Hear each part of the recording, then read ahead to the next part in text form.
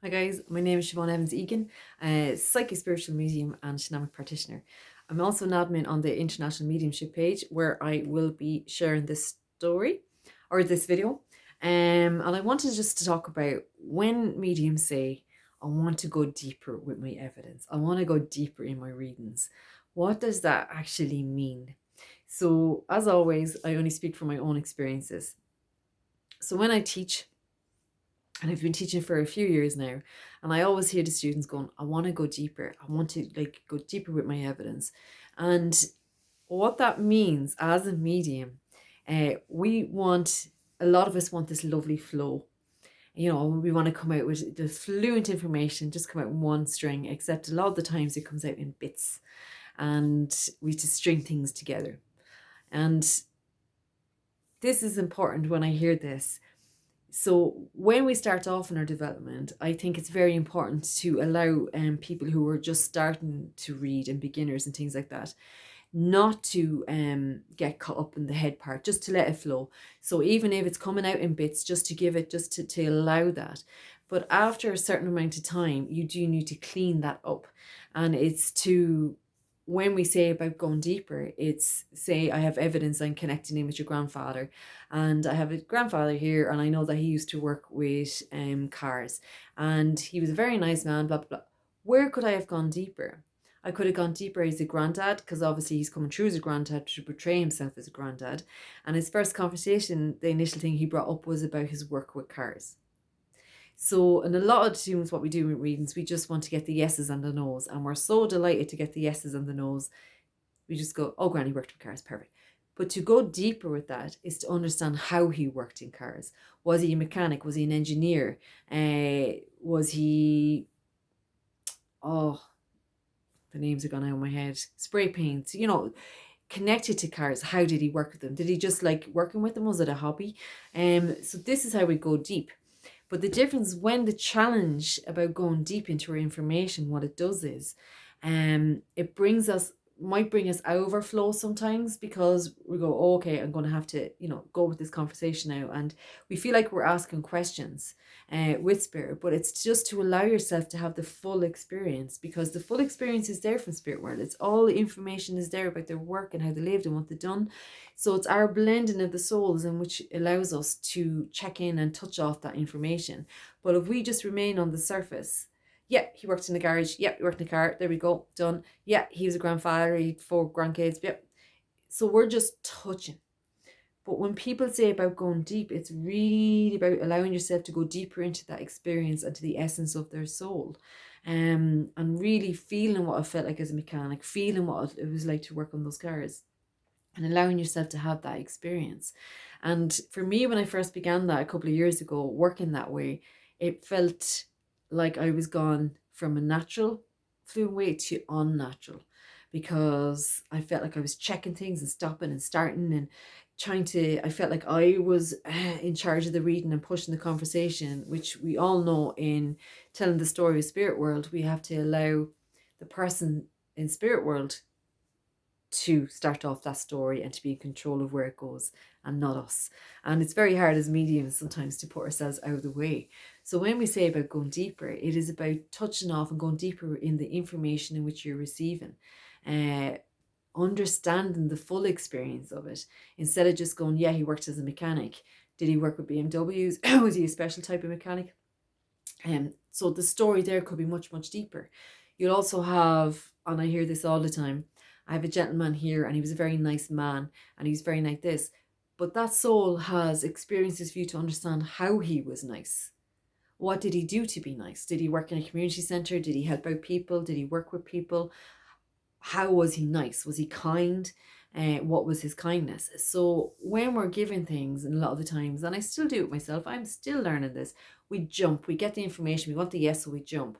So in order to go deeper, it is really, really about working with, I suppose, each piece of evidence in which you're given to fully experience it first before you move on to the next. And sometimes we don't like that because we want loads of information. I know in my own development, I used to sit there going, oh my God, I'm taking over here. This is shit evidence. This is not really who wants to hear about the job. But it's not about what we think should be expressed. It's what the person in spirit world once expressed. And that's what we have to remember, who's actually in charge here in a sense. What are we here for? So when we say about going deeper, ask yourself what that means to you.